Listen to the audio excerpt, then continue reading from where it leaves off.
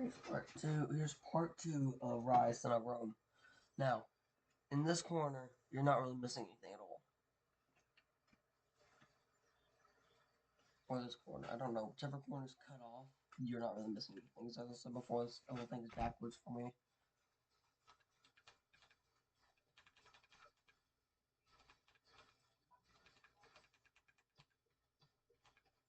I'm gonna try to do 3 of the missions of the things today. which I should be able to do. But my character actually wants to help and work. Happened between Jake and Nina. I've been avoiding this conversation, but I gave her the summary. I told her about the money, about Nina's confession to me before the trip, about how she treated Jake when he was sick. My mom listened and didn't say much. When I finished, she said she wished she'd known sooner. Then she told me something I didn't know. About a month before Jake and Nina broke up, Nina had asked my mom for money. She'd said her mom was short on rent and they were going to get evicted. She'd asked for $600. My mom had given it to her. Nina had promised to pay it back within 2 months. My mom had never mentioned this to any of us because Nina had asked her to keep it private. She hadn't wanted Jake to know because she was embarrassed about her family's financial situation. My mom had agreed and hadn't told my dad. Now my mom was wondering if Nina actually needed the money or if it was another manipulation. I suggested my mom ask the money back. She said she'd already written it off as loss. A few days after this conversation, Jake came home from work and said he ran into Nina's roommate at the grocery store. The roommate had pulled him aside and told him something. Apparently, Nina had been seeing Marcus, the guy who'd waited in the car, for about a month. They met at Nina's job at Target. The roommate said Marcus had been coming around their apartment regularly, and she'd assumed Jake knew because Nina had told her they were on a break. Jake did the math. A month ago was right around when Nina had asked him for space. But she'd also been asking him to take her back through my mom just a week ago. So she was seeing this Marcus guy, but still trying to keep Jake as a backup option.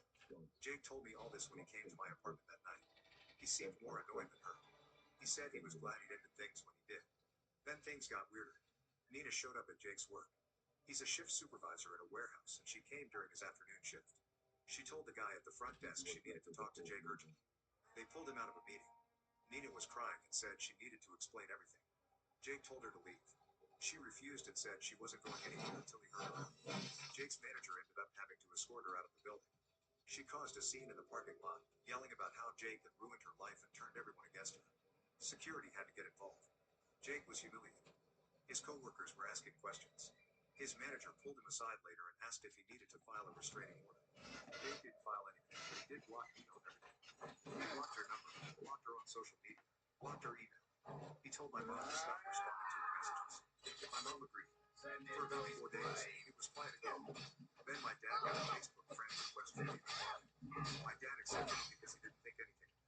Nina's mom immediately sent him a message saying that her family had treated her daughter terribly and we'd taken advantage of her kindness. She said Nina had done so much for us and we turned on her roof when she made one mistake. The message also said that Nina was struggling financially because she loaned Jake money that he never paid back. This was completely made up. Nina had never loaned Jake anything. She owed him money, not the other way around. My dad responded calmly. He said he was sorry Nina was struggling, but the situation wasn't what she described. He said Jake had paid for a trip that Nina had promised to reimburse him for, and she still owed him $900. He said we'd given Nina furniture, an iPad, and my mom had even given her $600 that was never paid back. He said we tried to help Nina multiple times and the relationship ending had nothing to do with money. Nina's mom responded with insults. She called my dad a liar. She said we were rich and didn't understand what it was like to struggle. She said Nina had told her everything about how we treated her like a charity case. My dad walked out. That same day, Nina posted something on Instagram. It was a long caption about how people would use you and throw you away right now. She didn't name anyone, but it was obviously from Jake. She posted it with a photo from the Puerto Rico trip. People were commenting asking what happened if Nina was just running Jake, making herself sound motivated. Jake's friends started sending him screenshots. A few of them reached out to Nina directly and told her to stop. She blocked them. This was 2 days ago. Yesterday, Jake got a Venmo request from Nina for $1,300. The note said it was for emotional distress and the time she'd invested in their relationship. Jake showed it to me and we both just stared at his phone in disbelief. He denied the request and didn't respond. My mom was upset about it. She blames herself for getting involved and giving Nina money. My dad is angry at Nina's blocking messages. Jake is just done with all that. He told me he feels stupid for not seeing that Nina really was really. I still haven't heard directly from him. I don't think I will. But I keep thinking about the conversation we had on the porch where she told us she was unsure about Jake. I kept thinking about how I'd seen something was off, but I convinced myself I was overreacting. I wanted to give her the benefit of the doubt because I knew her family struggled financially and didn't want to judge her for accepting help. But there's a difference between accepting help and taking advantage of people. Nina crossed the line a long time ago. Update 2, I thought everything with Nina was finally over, but it turns out there's more to the story than none of it. About 3 weeks ago, my mom Okay, so apparently you get more like Focus XP health and damage thing for legendary hits, like a legendary.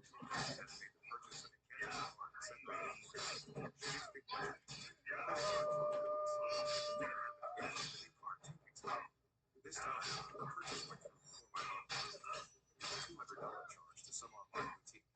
My mom called the credit card company again and refunded the charge and canceled the card too. My mom started going through her statements from the past few months more carefully. She found 3 other charges she hadn't made. They were smaller amounts, between $30 and $60, spread out over several weeks. She'd missed them before because they weren't huge and she doesn't check her statements that closely.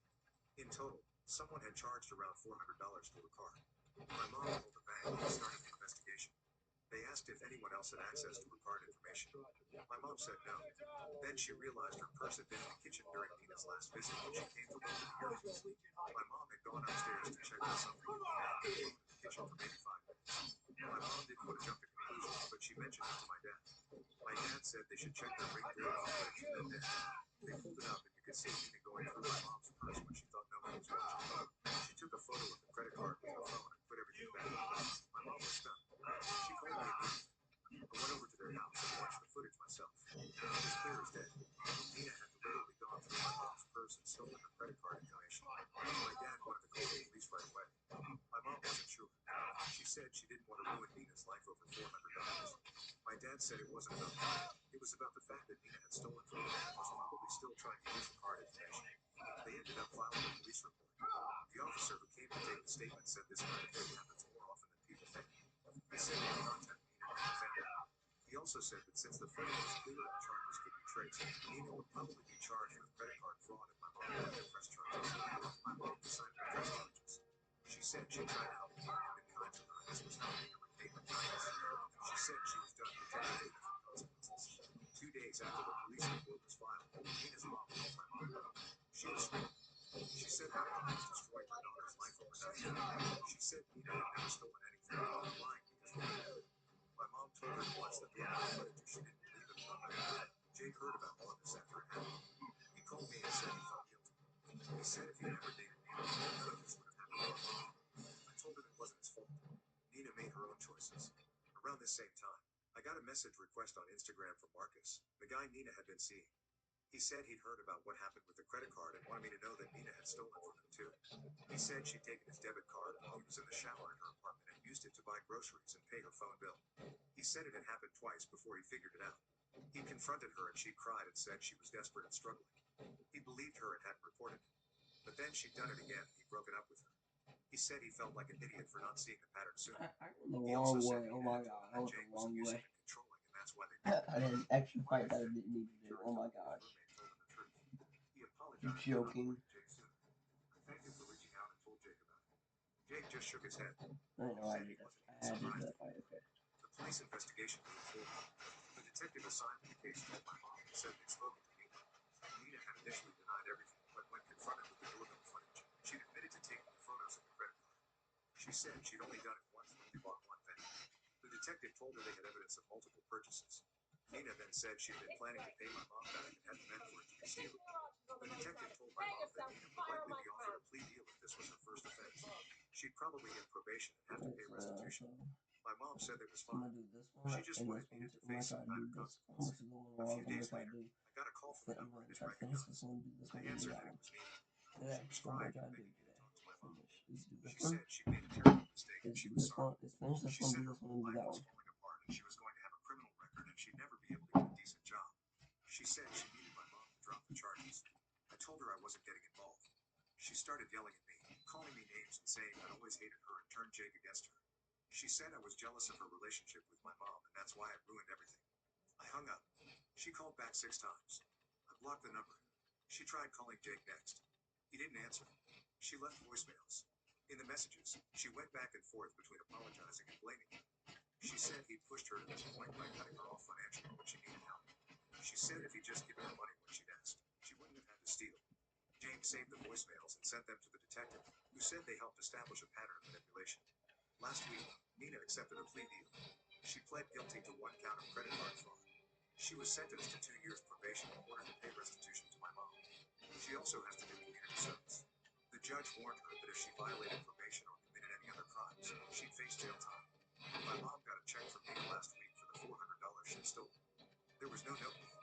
My mom deposited it and said she was glad it was finally over. Jake has been doing well.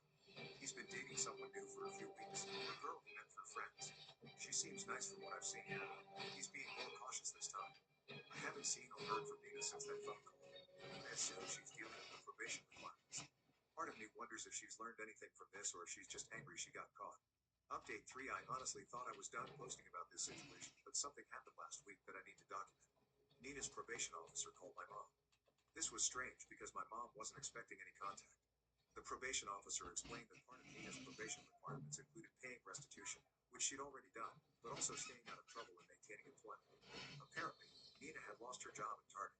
The probation officer wouldn't give Nina How do you lose a job at Target? charges. Nina was supposed to be actively looking for work and providing proof to a probation officer.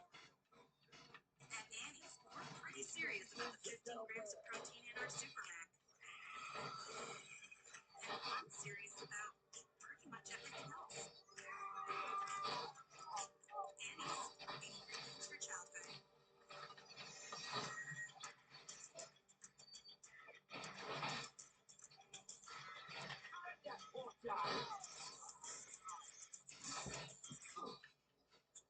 She hadn't been doing that.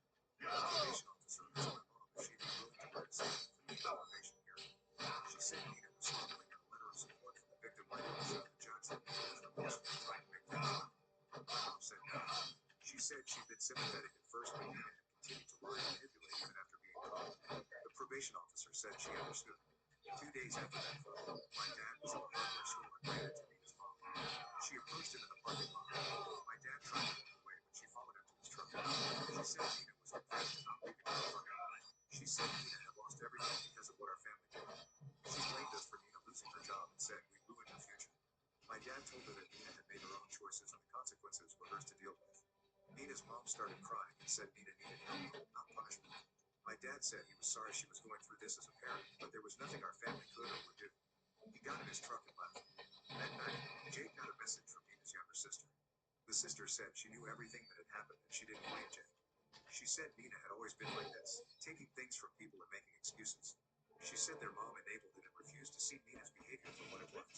She said she was sorry for what Nina had done to our family. Jake thanked her and that was the end of that conversation. Then 3 days ago, I was at the grocery store with my mom. We saw Nina. She was with an older young man in my neighborhoods, probably in his 40s. They were shopping together and he was paying for everything in the checkout. Nina saw us but pretended she didn't. We did the same. As we were loading groceries into my mom's car, the older guy approached us. He introduced himself as Nina's new boyfriend. He said Nina had told him about the misunderstanding with our family and he wanted to clear the air. He said Nina was a good person who made mistakes and she deserved a second chance. My mom was polite but firm. She said there was no misunderstanding. She said Nina had stolen from her and faced legal consequences for it. The guy looked confused. He said Nina had told my mom and accused her of something she didn't do when charges were dropped. My mom said that wasn't true. She said Nina had pled guilty and was on probation. The guy's face changed. He thanked my mom for the information and walked back to his car. Nina was standing by the car and clearly saw him talking to us. When he got back to her, they had what looked like an intense conversation. Then they both got in the car and left. I haven't seen Nina since then. Jake hasn't heard anything either. My mom said she's done thinking about Nina. She said the whole situation taught her to be more careful about who she trusts and to pay attention to red flags earlier. She said she wanted to believe the best in Nina because she knew Nina's family struggled, but kindness had been mistaken for weakness. Jake seems to be doing well. He's still seeing the new girl and they're taking things slow. He said he's learned a lot from the Nina situation about not ignoring problems just because it's easier in the moment. As for me, I've accepted that I can't protect Jake from everything. He's an adult and he'll make his own mistakes and learn from them. I do feel like I should have said something sooner when Nina first confided in me about her doubts, but I also know that probably wouldn't have changed anything. Nina was always going to be who she is. The doorbell camera is still up at my parents' house. My mom checks her credit card statements weekly now. We don't talk about Nina anymore. When her name does come up, it's usually just a quick comment about how glad we are that's over. Oh, I gotta go bathroom. I don't know if you learned anything or if you found new people to connect with. That's not my problem anymore. I'm just glad my brother got out when he did, and my mom didn't lose more money than she did. Things could have been worse. Now let's move to the next story. Story 2. My wife of 4 years faked a girl's trip to America, disappeared for months and returned with a baby when her plan B didn't work out. 33M. Never imagined I'd be writing something like this, but here I am. 4 days ago, my wife Samantha, 31F, showed up at our doorstep after disappearing from my life completely. But that's not even the shocking part. She was holding a baby that obviously wasn't mine. For some context, Samantha and I had been married for just over 4 years. We met at a friend's wedding, started dating, and everything moved quickly from there. She was beautiful, smart, funny, everything I wanted in a partner. We had the same goals and dreams, especially when it came to having a family. Samantha was always talking about having kids. She had names picked out. We'd debate between Oliver and Nate for a boy. She even bought a tiny blue knitted hat at a craft fair that she kept in what would eventually be the nursery.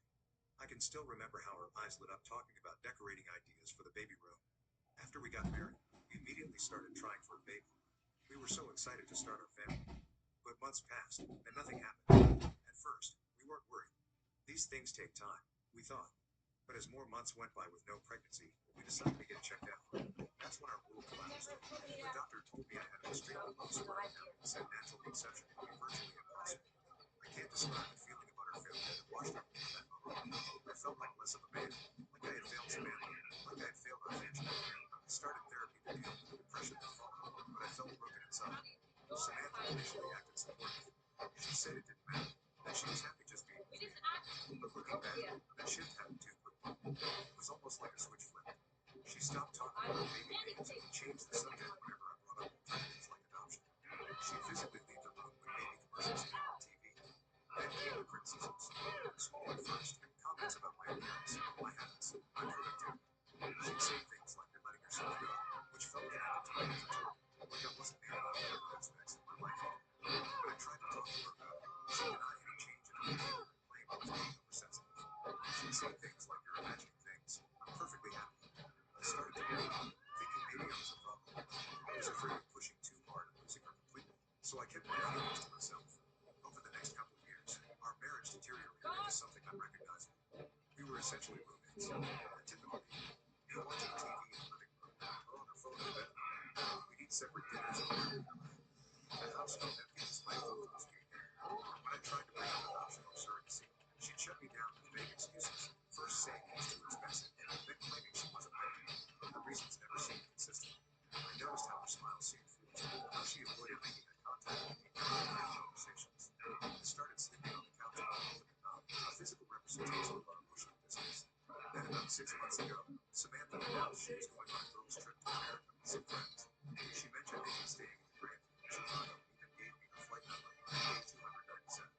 She was specific about some details, but vague about others. When I asked what they'd be doing, she just said, oh, you know, shopping, sightseeing. I didn't suspect anything. She'd gone on similar trips before, and despite our problems, I still trusted her. I helped her pack her suitcase, carefully folding her clothes. I drove her to the airport, hugged her goodbye, and told her to have a great time. She thanked me for being so supportive. At the time, I thought she genuinely meant it. Now those words are over. That night, I stayed up late to make sure her flight landed safely. I checked the flight tracker system, refreshing the page every few minutes. When the flight landed, I called her. No answer. I texted. No response. I called again. Still nothing. At first, I tried to rationalize it. She was probably tired from the flight. Maybe the phone died. Maybe there was no reception. But as the hours passed with no left, I got increasingly worried. My voicemails went from concerned, hey, just checking in, hope you landed okay, to frantic, please call me back, a worried signal. After a full day of silence, I called her sister. Her sister hadn't heard anything and seemed confused about the trip. Then I contacted one of the friends who was supposedly on this trip with her. The friend was completely confused. She was at home, having coffee just 2 blocks away from our house. She had no idea about any trip to America. That's when my stomach dropped. The trip was a lie. Samantha was gone. I felt like the ground had disappeared beneath my feet. I kept replaying our airport goodbye in my mind, searching for clues I might have missed. Had she hugged me longer than usual? Had there been hesitation in her voice? I tried to convince myself there must be some misunderstanding, but deep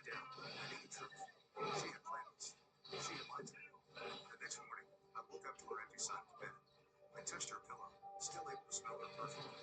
I called her phone again and again, leaving increasingly desperate messages that probably made no sense.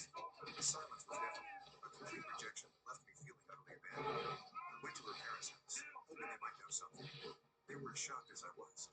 Her mother hugged me and made me tea. I brought old photos of Samantha and me, desperately clinging to any connection to her. Her mother cooked meals for me and ordered a guest room when I couldn't face going home to our empty house. We'd sit for hours trying to make sense of what happened, but there were no answers. The emotional roller coaster that followed was brutal.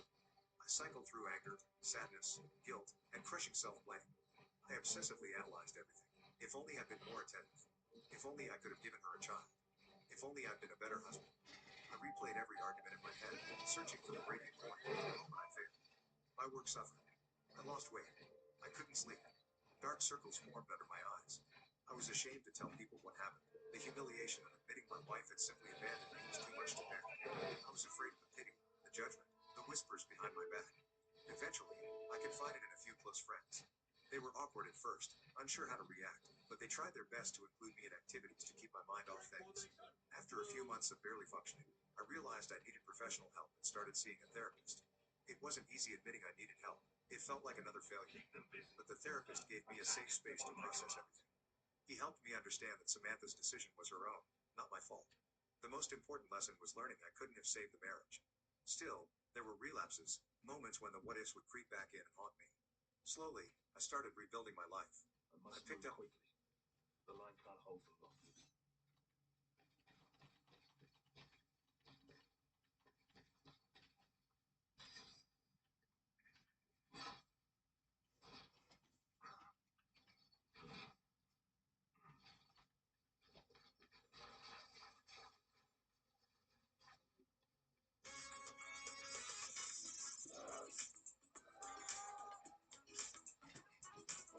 My brother was about to propose, but his girlfriend called me and confessed her feelings. So I had to tell him the truth and ruin his engagement plans, but now she won't leave me alone.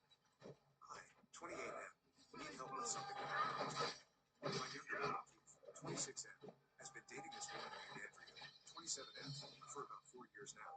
They met through mutual friends when Keith was finishing college and she had just started working at a marketing firm downtown. Everyone in our family loves her. She's smart, funny, always remembers birthdays, and my parents constantly talk about how lucky Keith is to have found someone so perfect for him. Keith and I have always been close. Growing up, we shared a room until I was 16, played on the same basketball team in high school. Even though I moved out 5 years ago, we still get together at least twice a week to watch games or just hang out. When he started dating Andrea, I was probably more excited than anyone else in the family. Keith had dated a few women before they moved serious, and I could tell from the first one he listened to me. He was happier, more confident, and Andrea just fit into our lives as she had always been. Our family does this thing where we have dinner together every Sunday at my parents' house. I hate that you have to wait. Grandmother was still alive. Then you have to let the blue appear for a few Andrea more has been seconds coming to before these you can dinners hit for the past 3 before you can years. hit the She helps my X mom in or the kitchen, Y. laughs at my dad's terrible jokes, and has long conversations with my aunt about gardening. My wife, Nicole, 29M, really likes her too. They became friends pretty quickly and sometimes go shopping together or meet for coffee on weekends.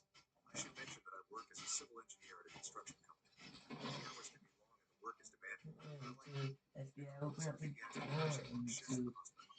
We've been married for 3 years and we have a good life together. We bought a small house in the suburbs last year and we're working on fixing it up slowly. Nicole wants kids eventually, but we agreed to leave it every year until 2027 financially. About 6 months ago, Andrea started acting differently. Nothing major at first. She would laugh at anything loud, things and say, or find excuses to You say should things tie to your make me feel shoe. embarrassed. 3, 4. Oh, the FBI, open up the door. She 5, asked me if I 6, thought Andrea was acting weird. I said I hadn't come 9, across anything in the whole 5, time. 6. After the conversation started paying more attention. Andrea began texting me more often. At first it was cool stuff like asking what Keith might want for his birthday or checking if we were coming to Siberia. Then the messages grew more frequent and personal. She would send me articles about engineering projects she thought I might find interesting, memes about shows that only Keith and I watched together. When I mentioned I was reading a biography of Keith, she wrote the book or texted me her thoughts on different topics. I didn't think much of it because Keith hadn't seen the book. If anything, he seemed happy that his girlfriend knew his life so well. He would joke about how Andrea was trying to become a moderator for the family. My parents thought it was sweet that she made such an effort to connect with everyone. Then about 2 months ago, Andrea asked if I wanted to grab lunch during the week. She said she had a meeting nearby and thought it would be nice to catch up. I said sure, and it was Sam's place downtown.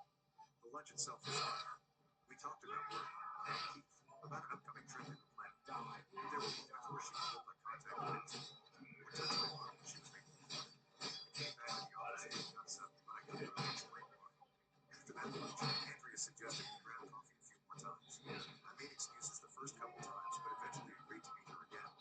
This time she talked more about herself, about her childhood, about her dreams and fears.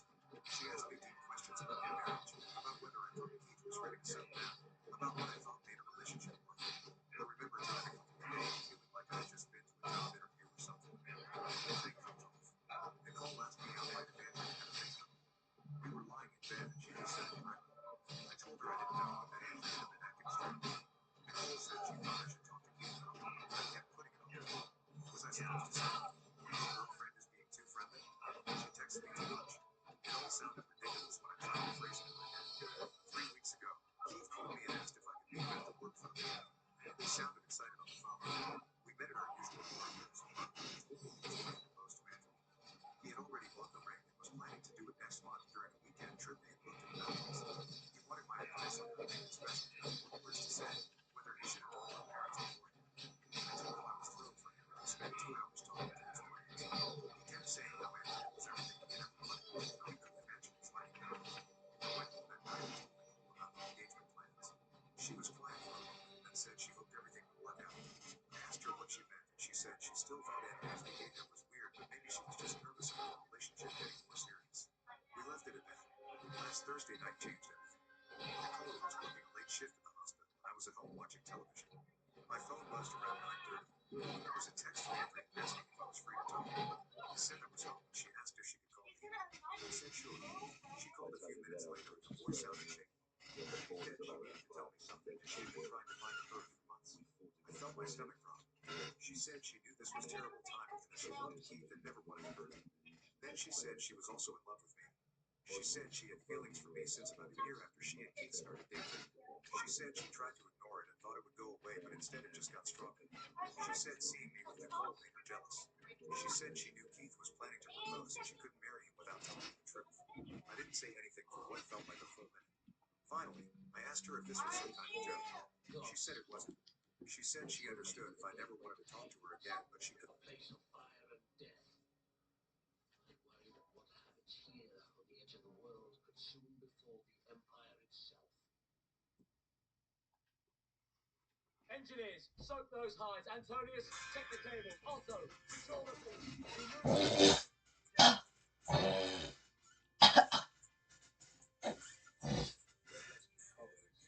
They killed Wicker men only for their own valuable sacrifices. He's sure. We begin our attack at the dead of night.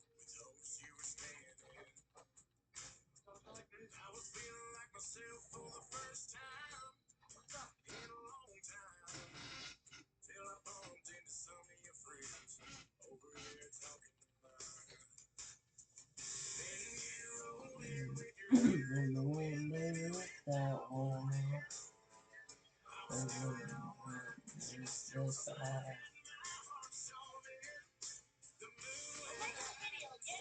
Sudden dangerous time and thunder, lightning, red fire, hurricane. It was a hurricane.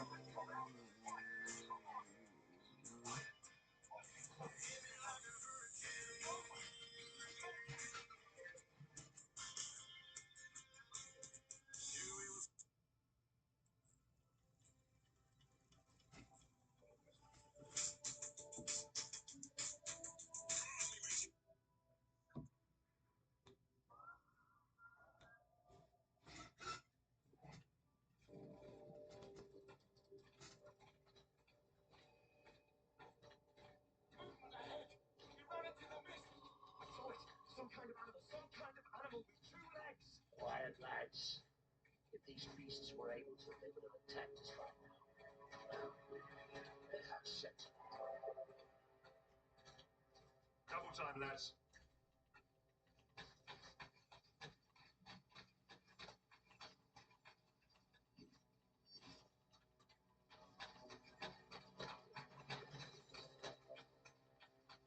Halt! I'll scout ahead. It's a staged ambush. I don't get it.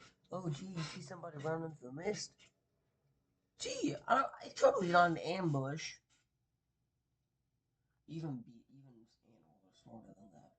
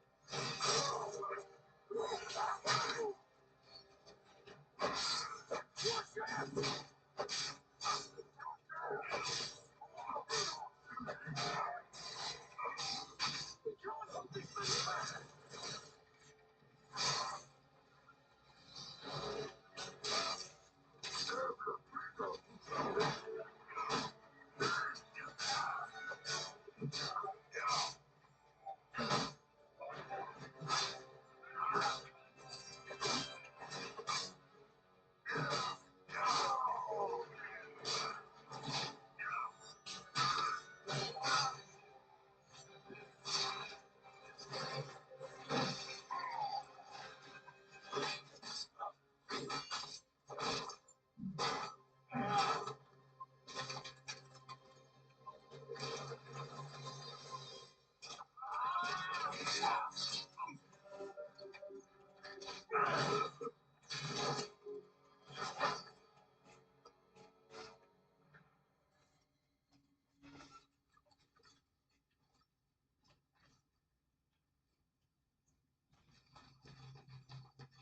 must find my men.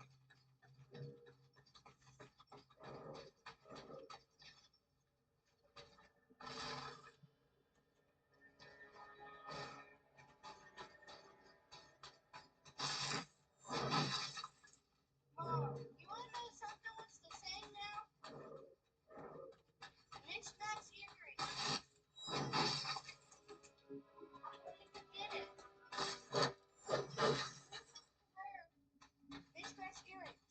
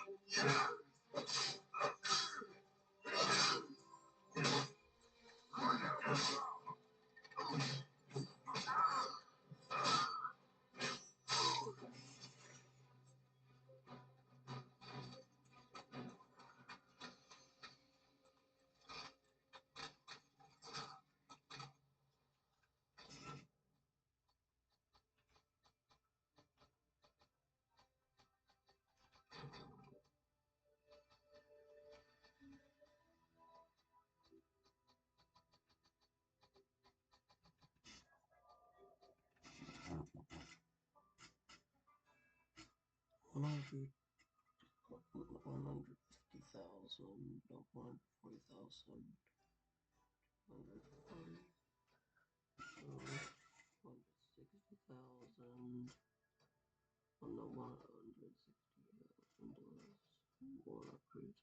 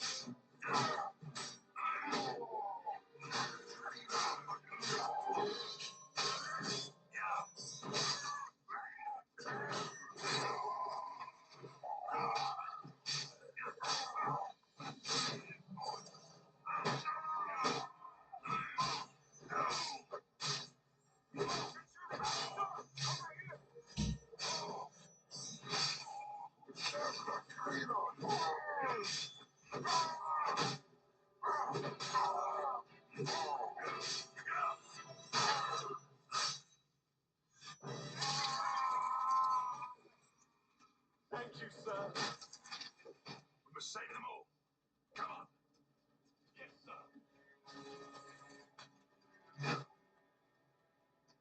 Let's go.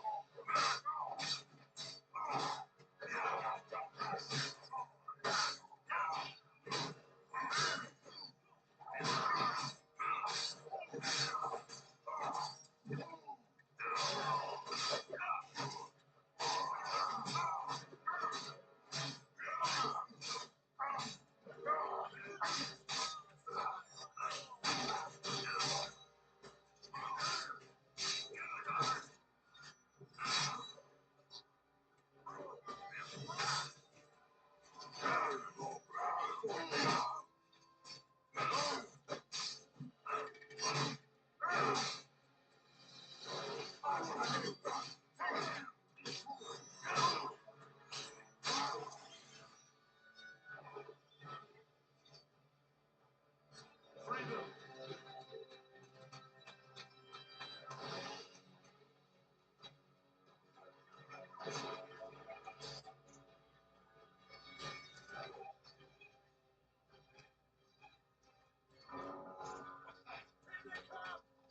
Get into position.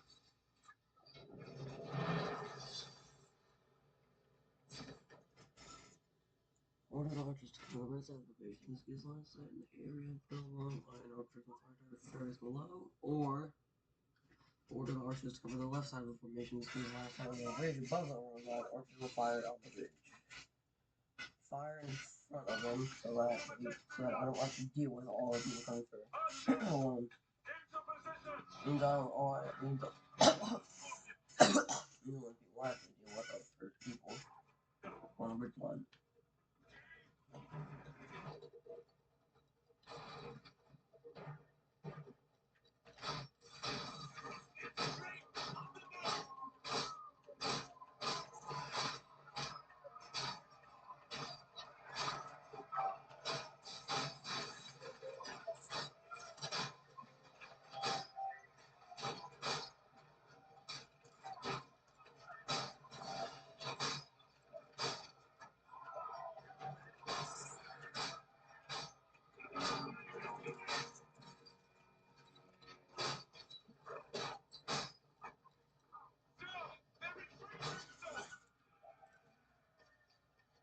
Already?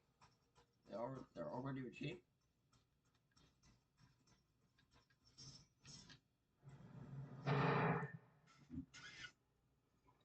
Form up on me. On the right. March.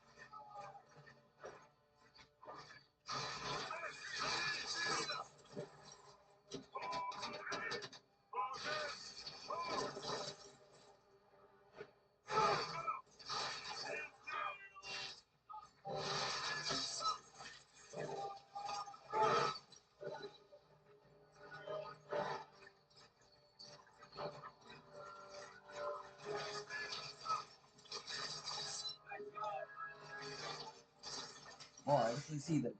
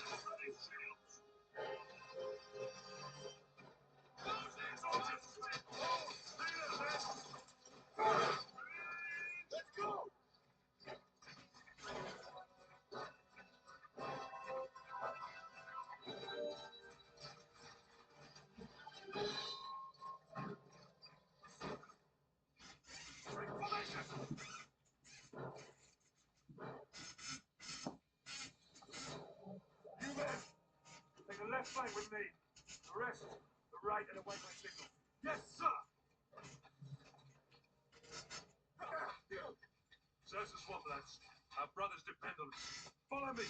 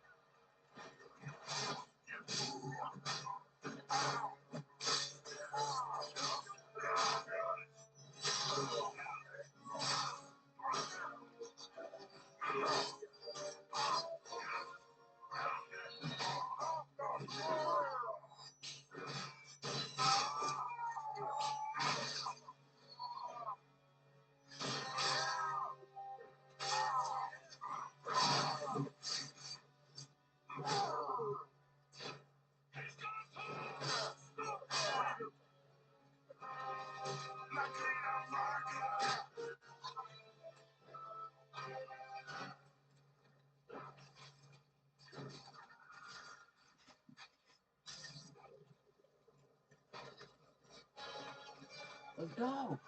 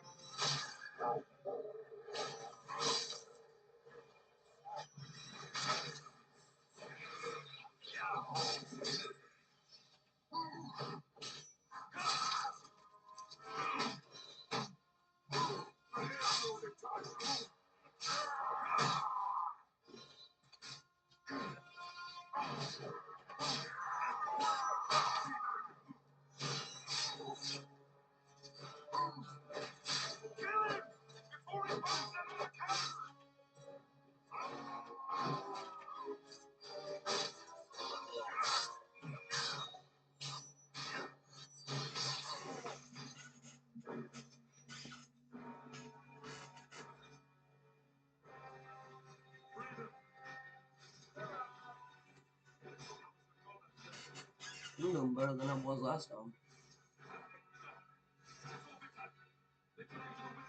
Okay, let's go again.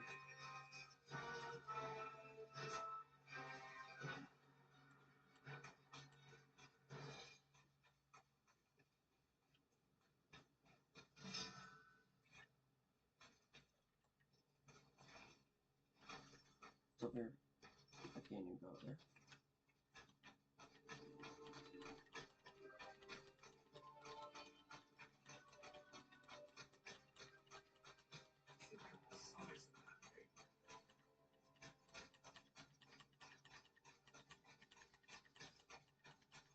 Nothing down here.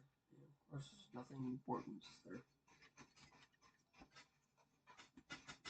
Nope.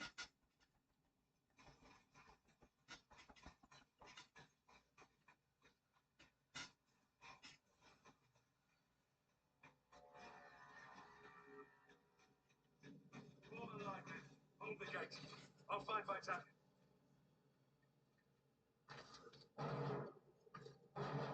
I think we found him. I think we found Vitality. Hey, Vitality, don't be smiling that much. I'm gonna die a little bit. My no death run ended here. Last time. I'll try to find this one. I started recording.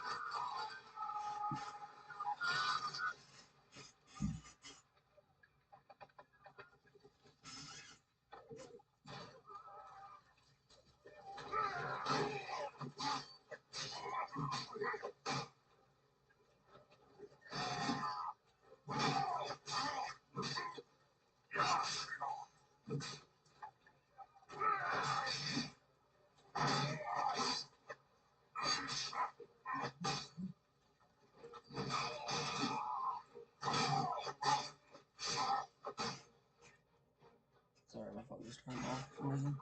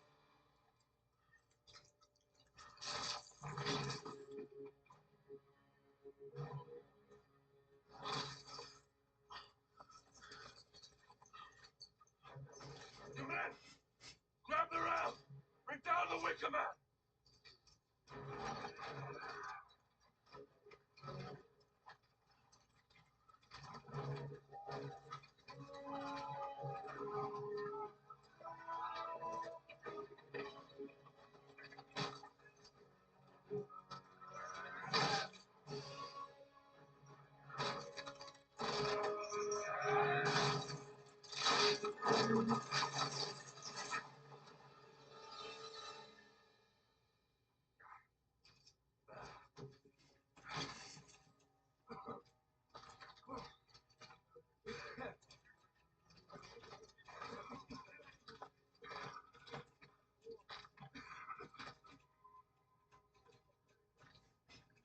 a man must look past what he thinks he sees.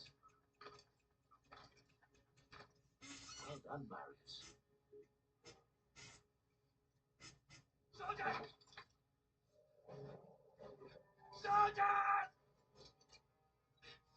Well, don't just stand there, you useless sows! Get me out of here!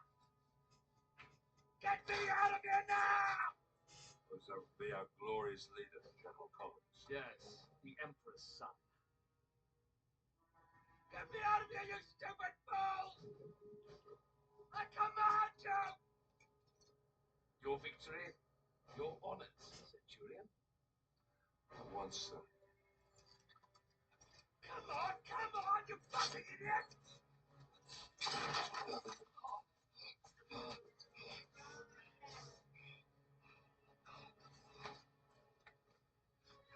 Give me your cape. Give me your cape!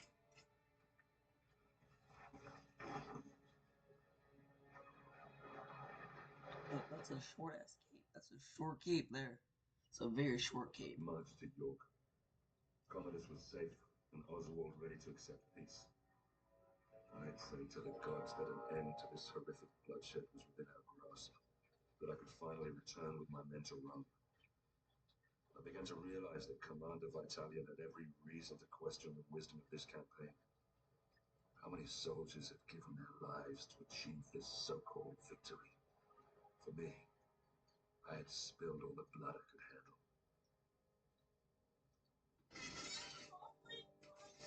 One thing I forgot to say, Mother is not a badass mommy.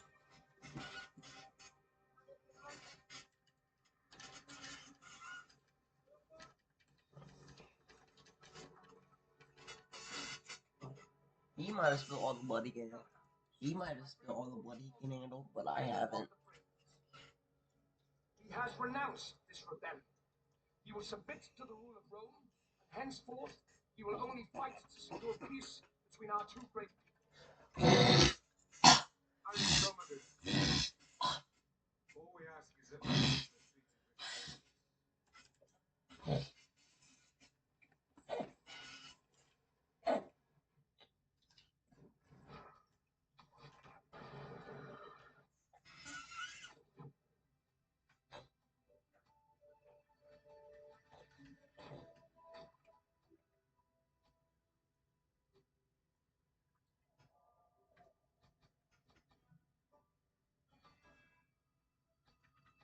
So 140,000.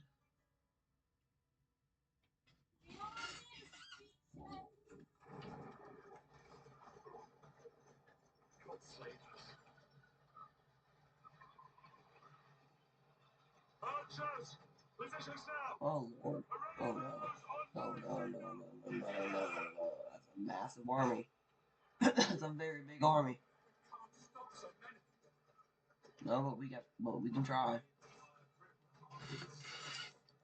I've never seen anything like it. Soldiers! A great battle awaits us! They are coming for us to take everything we have, everything we love. They are determined to take it all from us. Let them come, and we will. Archers, commence fire!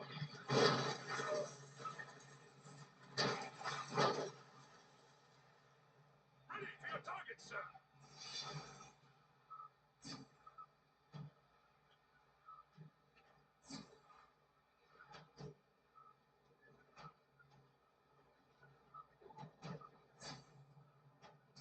This time, low angle elevation, close range. Keep their towers and soldiers. Stay close to the battlements. When their ladders touch stone, keep them down.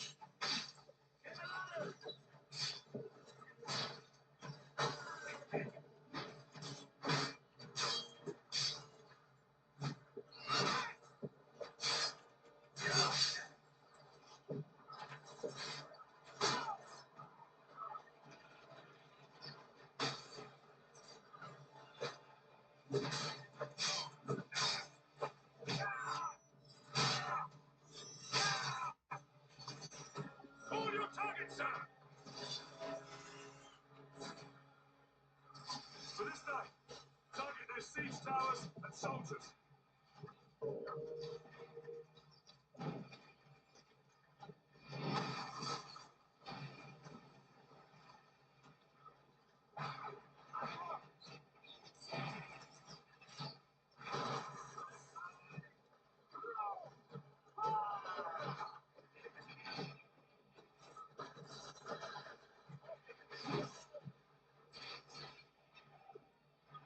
Archers, cover me!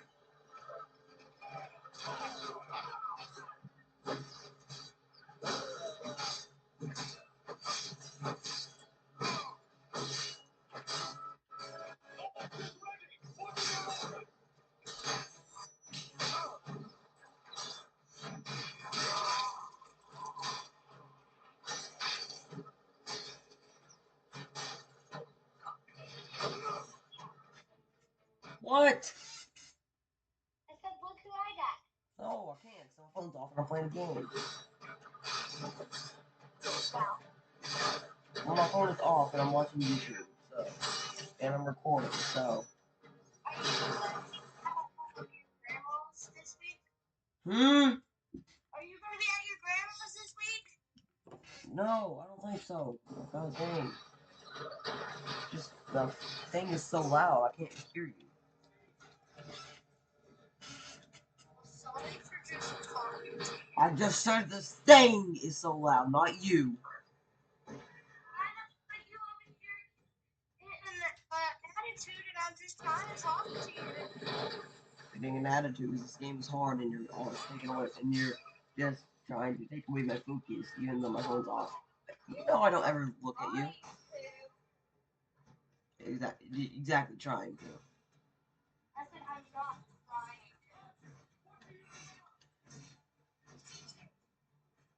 I'm not trying to self-kiss, but it's just the game is one of the hardest games I've ever played, meaning I need to actually focus. And,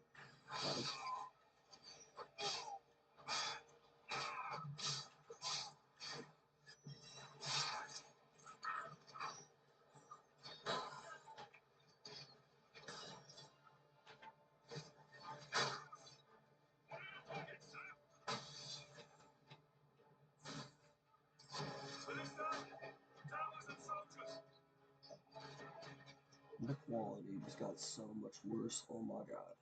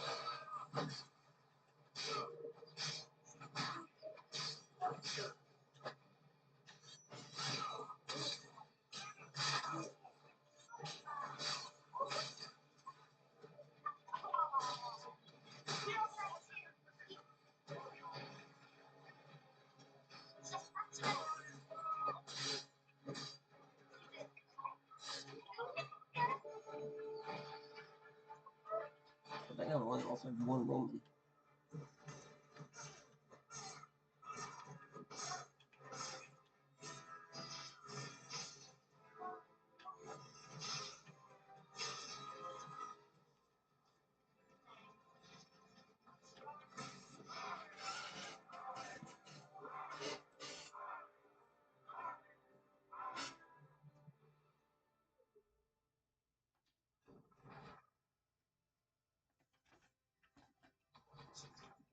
Actually, why not?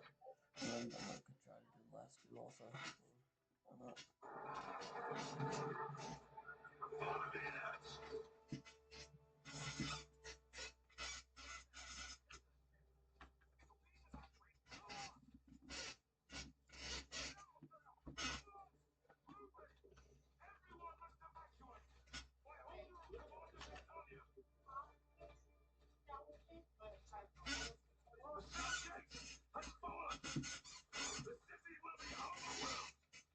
Get these people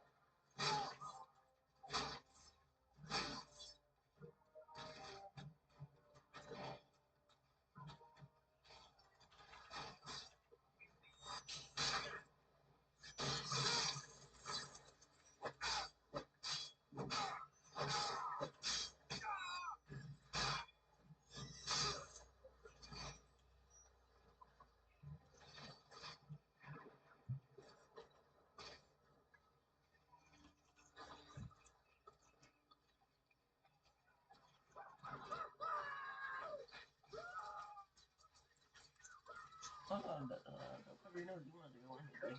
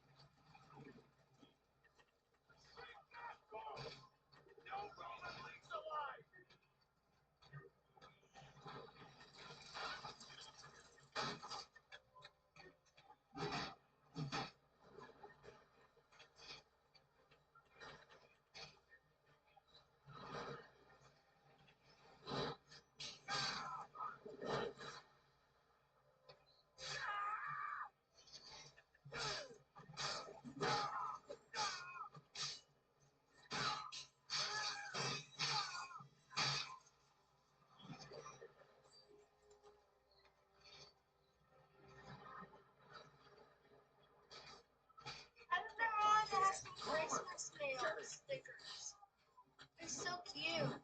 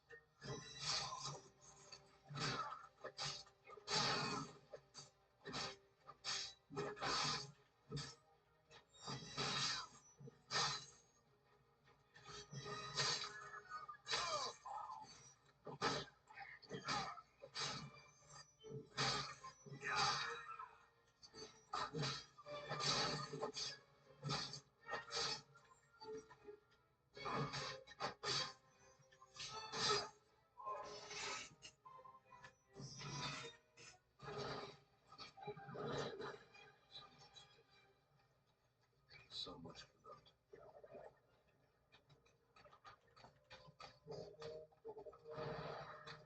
Battalion is showing a retreat. We must fall back to the courthouse. So, ground to a halt. Be here for the end. Have been headed archers. Those barbarians won't fall.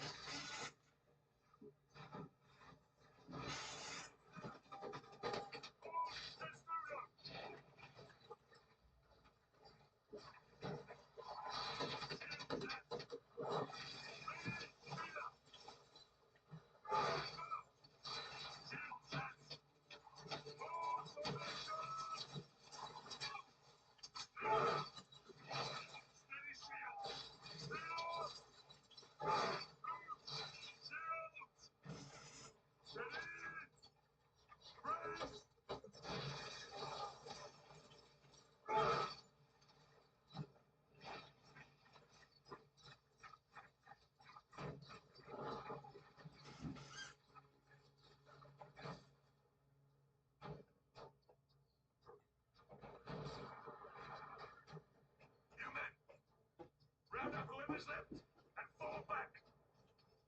The rest of you, keep this bridge open for the retreat. I'll meet with Battalion at the courthouse.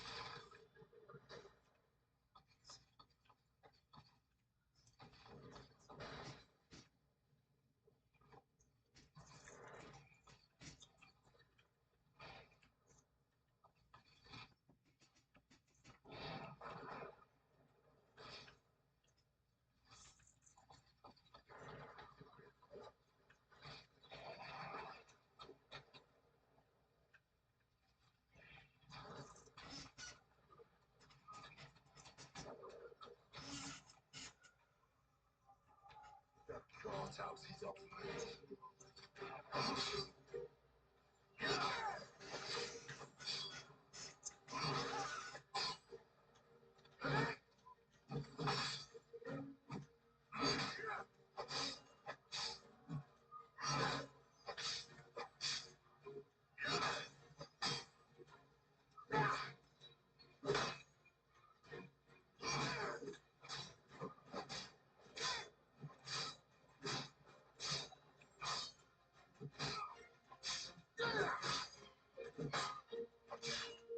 Oh, Mom, did I tell you this girl having a baby?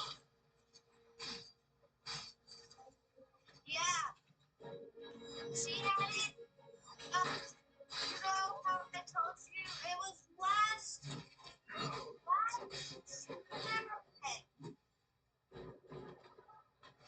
Yeah, last Saturday she had it.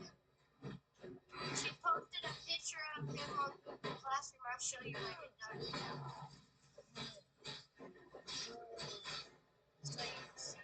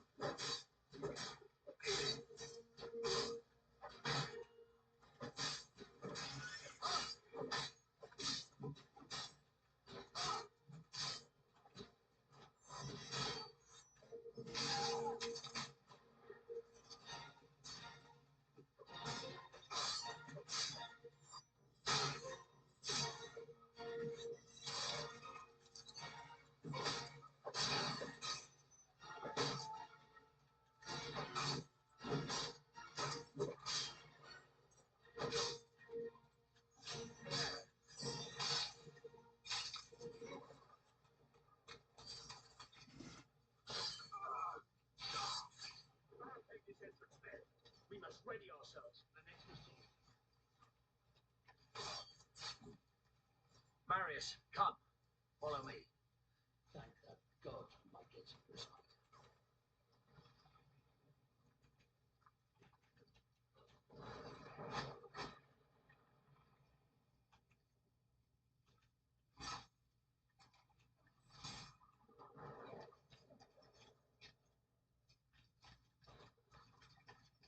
York is lost. We must get as many of our men out as we can. The river. That's the only way out now. We'll get them on the ship from Rome. It's armored and will withstand anything the barbarians can throw at it. No. They will have to go on the other boats. Commodus and his guard escaped on the warship. They were the first to run. The first out of the harbour, kicking aside women and children as they fled.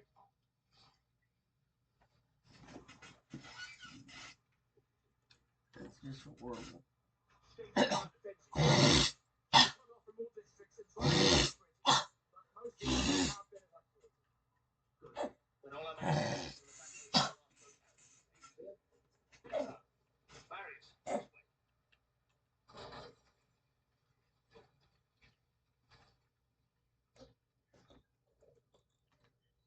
We must get word out. Tell the Senate. What Commodus has done will have to be paid for. Agreed.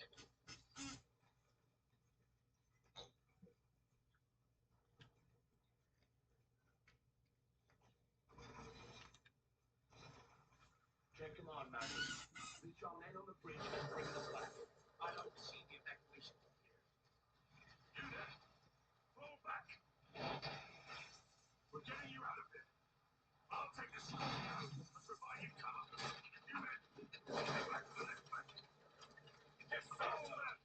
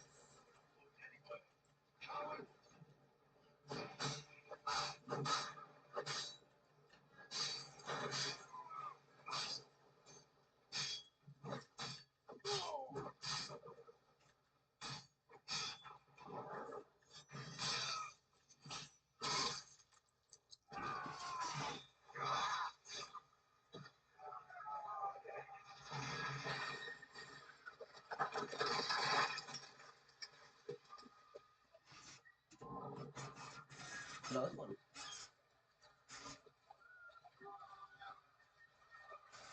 on, Mary. I'll hold them off until the ship is through. No! You have to go. You must live. The Senate will listen to you. You're in command of the house.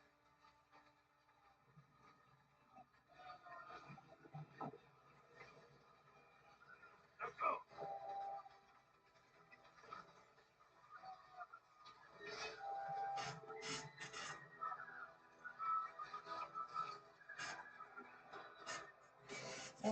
For my father.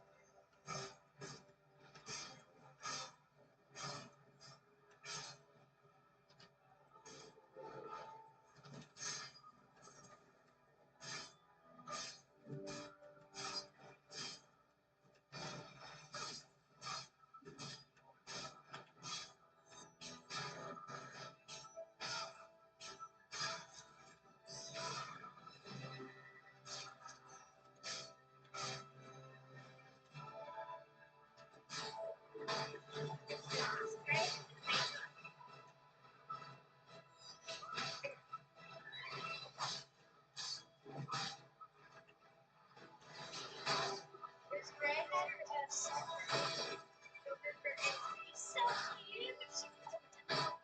That's right. She's so adorable. He's so cute. Right, Tom?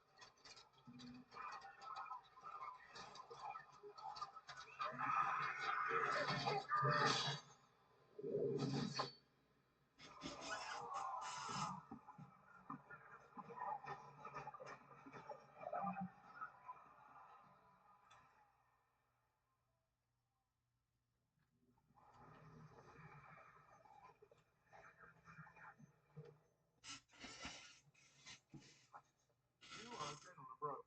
I brought you here to protect me from Damocles. But you are Damocles! You are Damocles! Indeed, I am. Vengeance against the Emperor Nero. Had my family butchered. Vengeance against these despicable sons who betrayed my legion!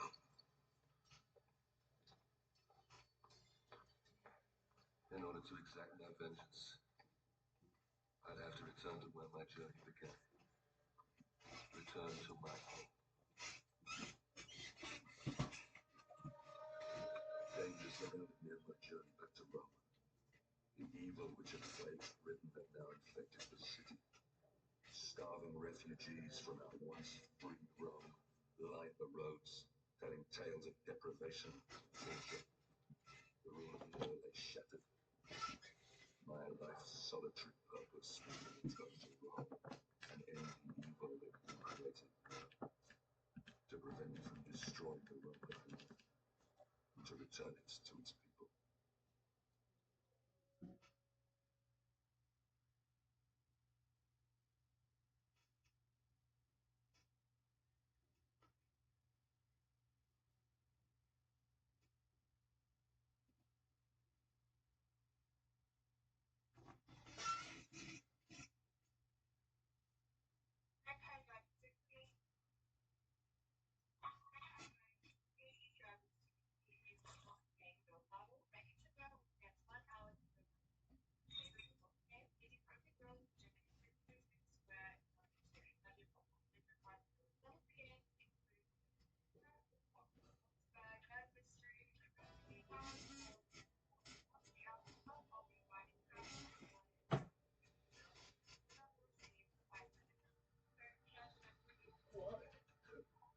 Why, oh God, why?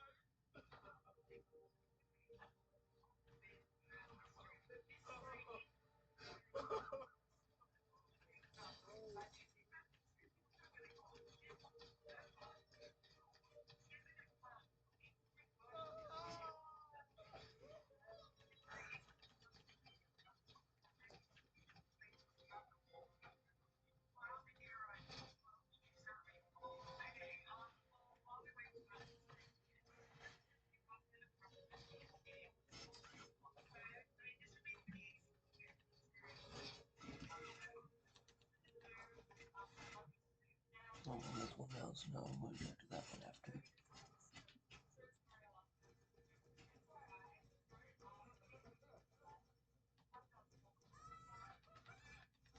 Victorious! What's this then? Valiant hero? Battle-scarred veteran of the campaigns? Drop your swords or I kill you where you stand. Get him! Don't let him talk to you like that! Have him! Go on! Coward! That's it! Teach that little shit a lesson!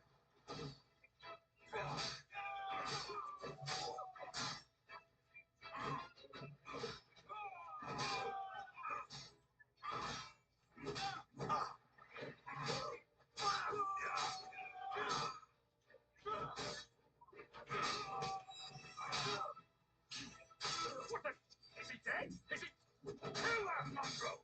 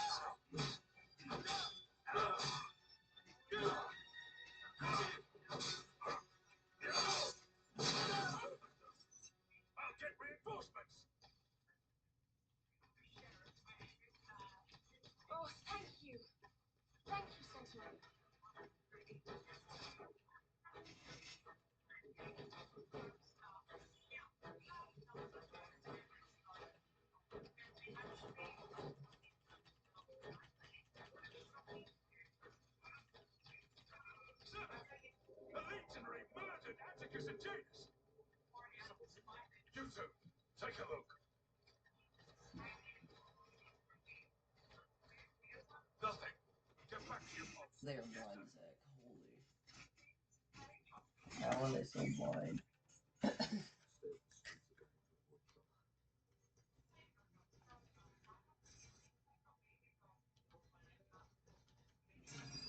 out. There's a rogue soldier on the kill, and we're going to find him.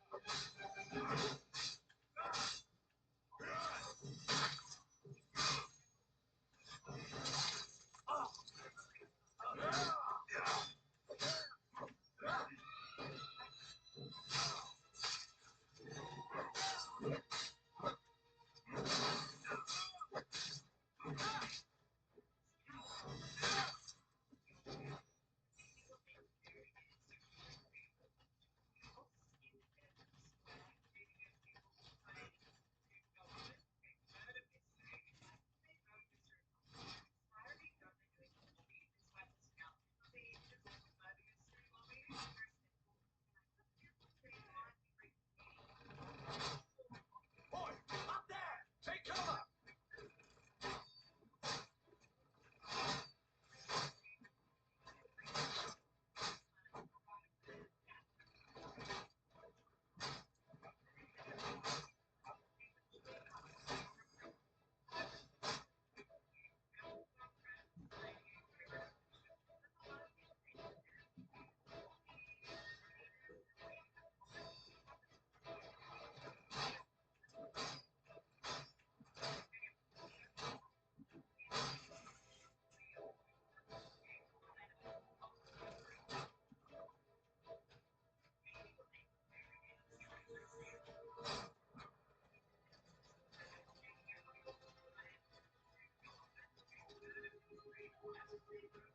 How do I get down?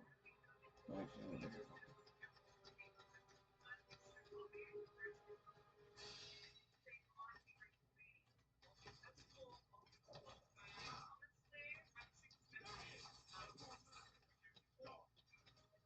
Stand down!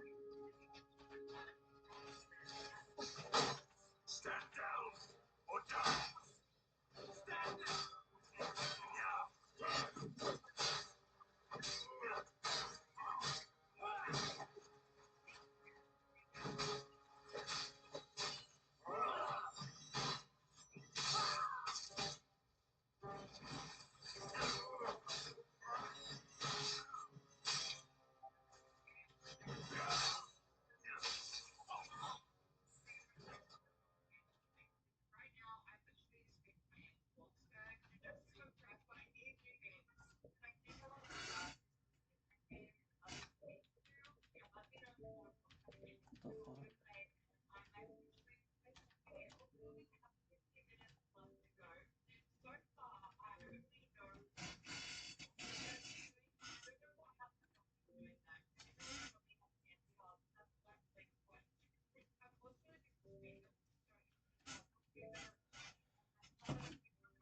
What the fuck? Technical difficulties.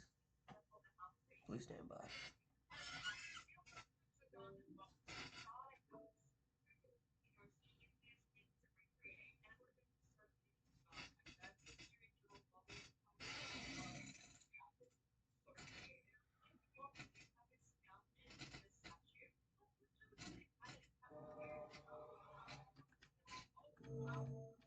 Achieved with CryEngine.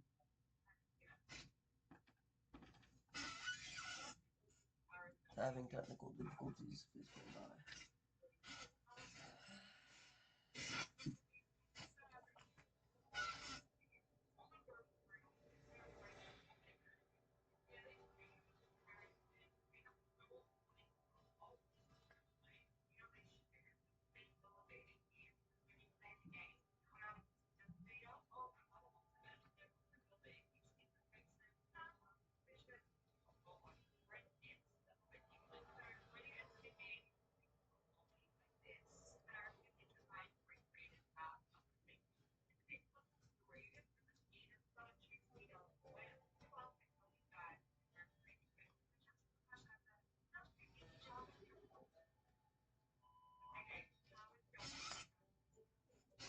We're having tons of technical difficulties. Come on. Come on, game. Come on, game, please load. Oh, come on.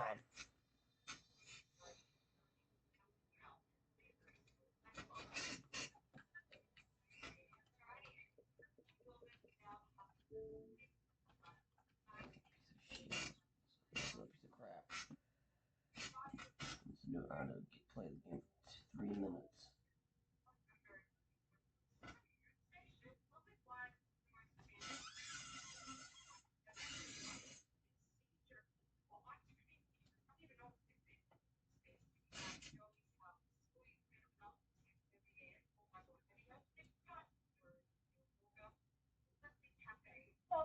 Watching TV? Yeah?